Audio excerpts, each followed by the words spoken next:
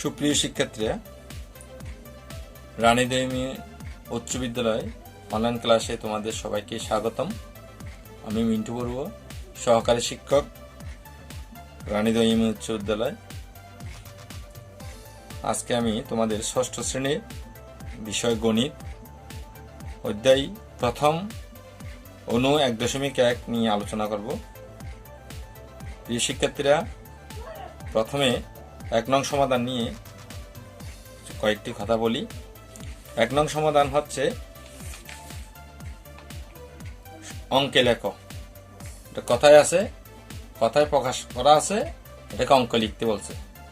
আমরা এখন অঙ্কে লিখাবো। অঙ্কে লিখার জন্য আমি প্রথমে 1 নম্বরের 6 নম্বরটা আমি এখানে লিপিবদ্ধ করেছি। 955,7,90,000। প্রিয় শিক্ষার্থীরা, প্রথমে আমরা অঙ্কে লিখার জন্য প্রথমে আমরা এই কাজগুলো করব। একক, দশক, শতক, হাজার, অযুত, লক্ষ, নিযুত, কোটি। এগুলো লিখলে, এগুলো যদি প্রকাশ করো তাহলে তোমাদের করতে কথাটি অঙ্ক লিখতে গেলে খুব শুদ্ধ করে লিখতে পারবে, নির্ভুলভাবে লিখতে পারবে। আসো, প্রথমে এখানে কি বললো, প্রথমে আমরা একক, দশক গড়ে যে অঙ্কগুলো থাকবে সেগুলো আমি আগে লিখব। 90 লিখতে গেলে আমাকে কি লিখতে হবে?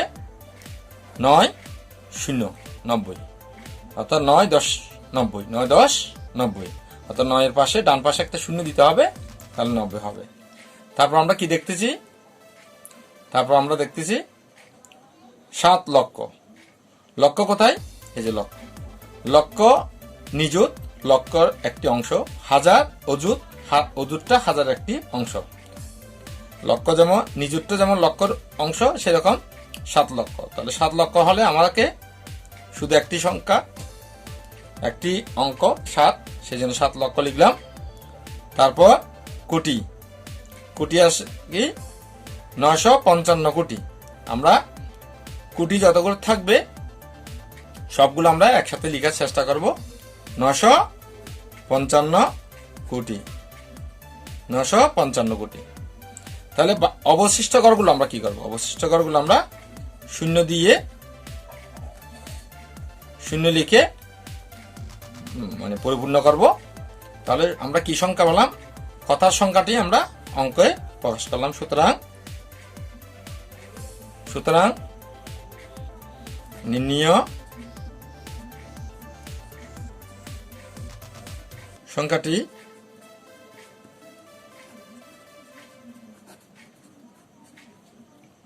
955070009 এরপর আমি কমা ব্যবহার করব। আমরা কমা ব্যবহার কিভাবে দেখি? এটা হচ্ছে দেশীয় রীতি। দেশীয় রীতিতে যে কোনো সংখ্যার ডান দিক থেকে 3 অঙ্ক পরে একটি কমা, 1 2 3 অঙ্ক পরে একটি কমা, তারপর 2 অঙ্ক, তারপর 2 অঙ্ক পর পর কমা বসবে।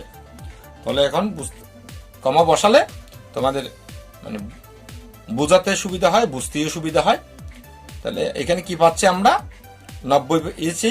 লক্ষর ঘরে আমরা 7 পেয়েছি, হাজার ঘরে কিছু নেই, আর কোটির ঘরে 955 কোটি। 955 কোটি 7,90,000 সংখ্যাটি আমরা, কথায় সংখ্যাটি আমরা অঙ্ক প্রকাশ করেছি। এটা হচ্ছে দেশীয় রীতি। এখন আমরা একটি আন্তর্জাতিক রীতিতে একটি অঙ্ক করাবো। সেই 1 নম্বর প্রশ্নের মধ্যে তোমাদের 6 নম্বরটা দেখো। 50,301,000,000, 50,301,000,000 1 মিলিয়ন, 301 মিলিয়ন, তারপর 538,000, 38,000। এখানে এক্ষেত্রে দেখো প্রশ্নটা বলেছে কি বিলিয়ন মিলিয়ন। বিলিয়ন মিলিয়ন হচ্ছে একটি আন্তর্জাতিক রীতি, একটি আন্তর্জাতিক রীতি। তাহলে এটাও আমরা প্রথমে দেখো তোমাদের বোঝার সুবিধার্থে আমি প্রথমে একক, দশক, শতক, তারপর আমার হাজার, তারপর আসবে হাজার, হাজারের পরে অযুত, নিযুত, সরি অযুতের পরে লক্ষ, তারপর আসবে নিযুত,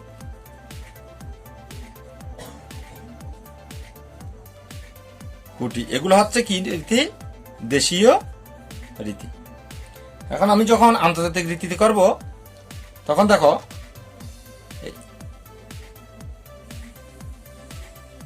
গড়গুলো দেখো, আমি তোমাদের বোঝার সুবিধার্থে এটা করেই দেখাচ্ছি। এখানে একক, দশক, শতক, এটা হচ্ছে দেশীয় আন্তর্জাতিক রীতি।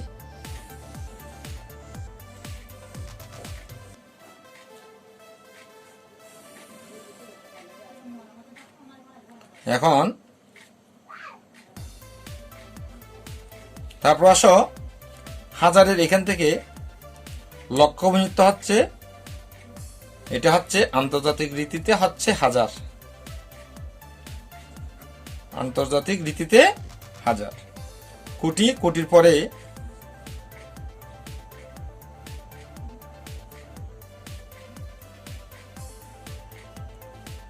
এখন কোটির পরে এক গড়, এটা সহ এটা এইখানে দাগটা হবে না, এটা আমি মিলিয়ন লিখে দিচ্ছি, এটা মিলিয়ন, মিলিয়ন। তারপর আসো এরপরে আরো 3 গড় ধরো, 1 গড়, 2 গড়, 3 গড়, এই 3টা গড় কি? বিলিয়ন।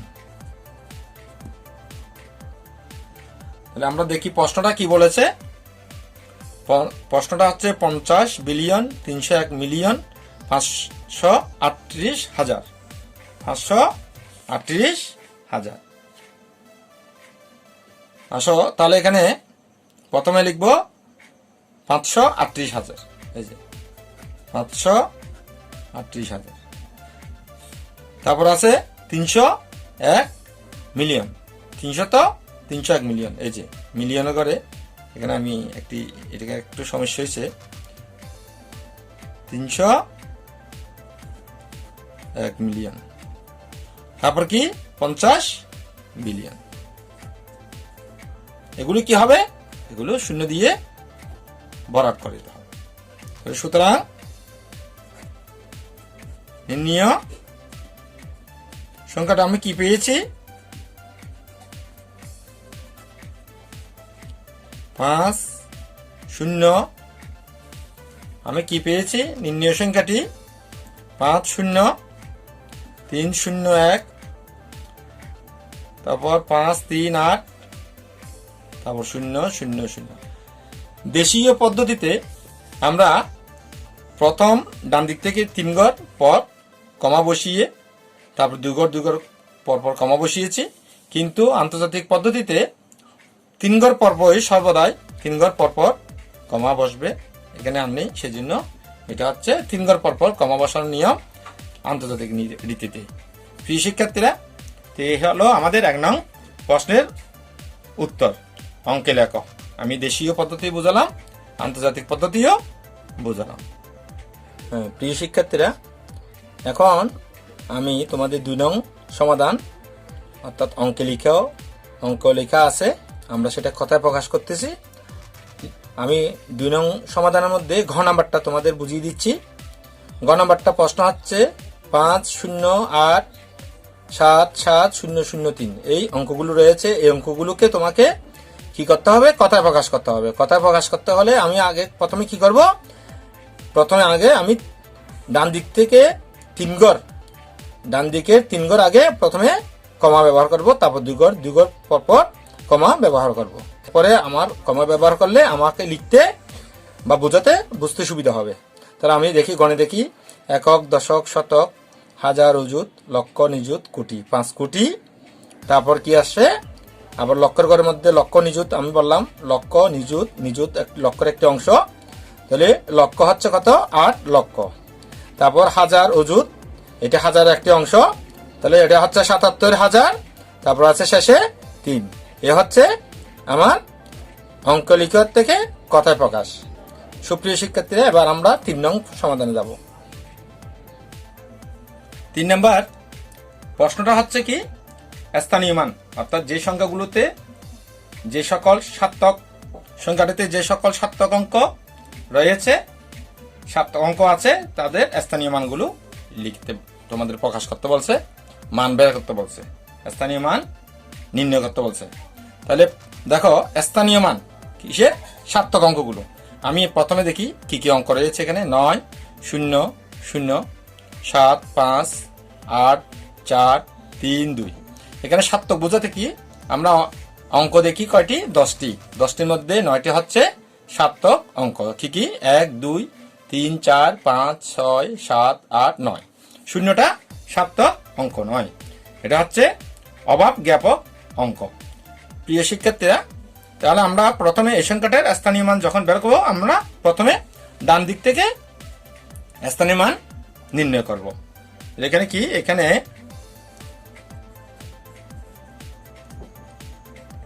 প্রদত্ত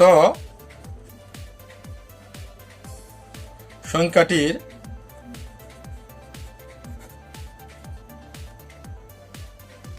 সার্থক, প্রদত্ত সংখ্যাটির সার্থক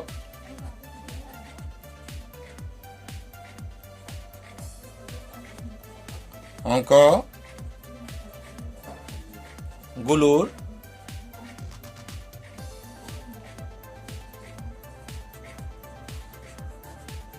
স্থানীয় মান কোন দিক থেকে লিখবো? আমরা স্থানীয় মান আমরা সংখ্যাটি ডান দিক থেকে লিখি।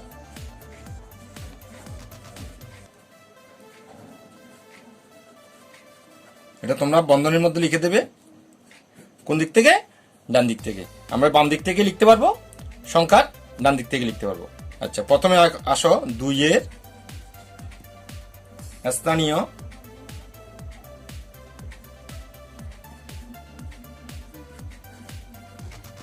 স্থানীয় মান সমান 2 একক সমান 2। এখানে লিখতে পারবে, এদিক থেকে লিখতে পারবে, সুবিধার জন্য এদিক থেকে লিখি।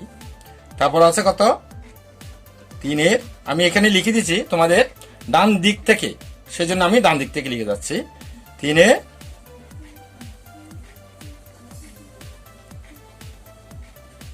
স্থানীয় মান 3, এটা কি?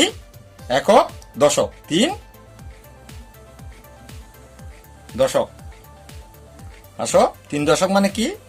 3 এর পাশে একটি অঙ্ক, অর্থাৎ 0। 3 10 30, 3 10 30, প্রত্যেকটি 10 10 গুণ হবে। তারপর আসো 4 এর স্থানীয় মান 4 শতক, 4 শতক। তারপর আসো 8 এর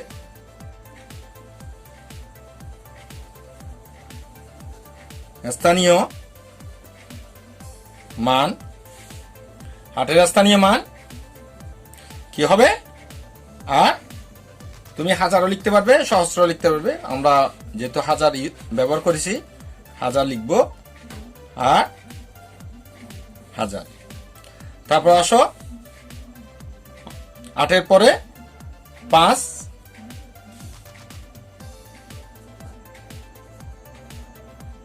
5 স্থানীয় মান 5 কি হবে? 5 অযুত।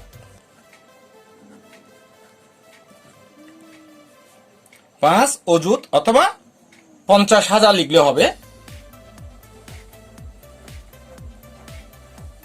একক, দশক, শতক, হাজার, অযুত। 5 অযুত।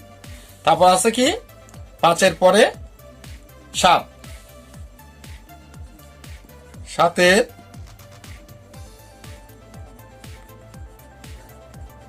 স্থানীয় মান 7 কি হবে?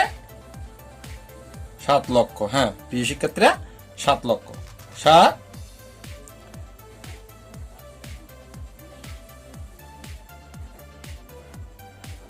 একক, দশক, শতক, হাজার, অযুত, লক্ষ, 7 লক্ষ। তারপর আসো এবার 7 পরে এখানে সার্থক সংখ্যা নেই, এই দুটি সার্থক নয়, এটা হচ্ছে অভাব জ্ঞাপক সংখ্যা অঙ্ক, সেজন্য আমরা সার্থক অঙ্ক আছে কত? 9। এবার আসো 9, 9 স্থানীয় মান, 9 স্থানীয় মান কি হবে বলতো? 9 তোমরা চাইলে দেখো, আবার পরে দেখো, একক, দশক, শতক, হাজার, অযুত, লক্ষ, নিযুত, কোটি। খেয়াল করো, একক, দশক, শতক, হাজার, অযুত, লক্ষ, নিযুত, কোটি। কোটি এবং এটা দুটি একটি অংশ সংখ্যা 9, 10, 9 দশক কোটি, অর্থাৎ 90 কোটি লিখতে পারবে, 9 দশক কোটি লিখতে পারবে। 9 আমরা লিখি 9 দশক কোটি সমান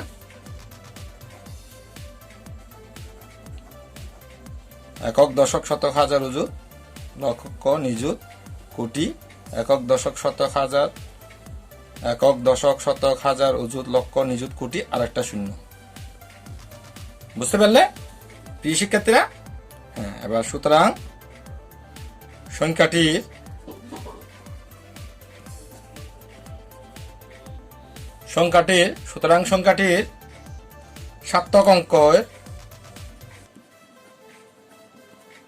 সার্থক অঙ্কের স্থানীয় মান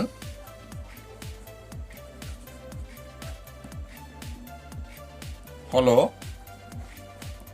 আমরা চাইলে এদিক থেকে লিখতে পারবো, আমরা স্থানীয় মান এদিক থেকে লিখতে পারবো, যেহেতু এটা প্রথম সংখ্যার জন্য আমরা এখান থেকে লিখবো, এই শেষের প্রথম সংখ্যাটা থেকে বাম দিক থেকে। বাম দিকের সংখ্যা কোনটা? এটা 9, শূন্য কাটি 1 2, দেখো 1 2 3 4 5 6 7 8 9টি শূন্য, 1 2 3 4 5 6 7 8 9, একক, দশক, শতক, হাজার, অযুত, লক্ষ, নিযুত, কোটি। এটা তো বেশি হলো, একক, দশক, শতক, হাজার, অযুত, লক্ষ, নিযুত, কোটি। ঠিক আছে, একক, দশক, শতক, হাজার, অযুত, লক্ষ, নিযুত, কোটি। আমাদের একটা শূন্য বেশি হয়েছে, আমি এটা কেটে দিলাম। তারপর এটা লিখো 7 লক্ষ, একক, দশক, শতক, হাজার, অযুত, লক্ষ। তারপর আছে 50, 5 দিয়ে 4টি শূন্য, অর্থাৎ কি 50,000। তারপর আছে কত? 8,000। তারপর আছে 400, তো 400। তারপর আছে 30, তারপর আছে 2। এগুলো হচ্ছে স্থানীয় মান। কিসে? সার্থক অঙ্কগুলোর স্থানীয় মান। হ্যাঁ প্রিয় শিক্ষার্থীরা, তাহলে আজকে এই পর্যন্ত। তোমরা বাসায় বেশি বেশি অনুশীলন করবে এবং বোঝার চেষ্টা করবে। বারবার অনুশীলন করলে ভালো বুঝতে পারবে, ভালো থাকবে, সুস্থ থাকবে, এই প্রত্যাশা রেখে আজকের মতো বিদায় নিলাম। ধন্যবাদ সবাইকে।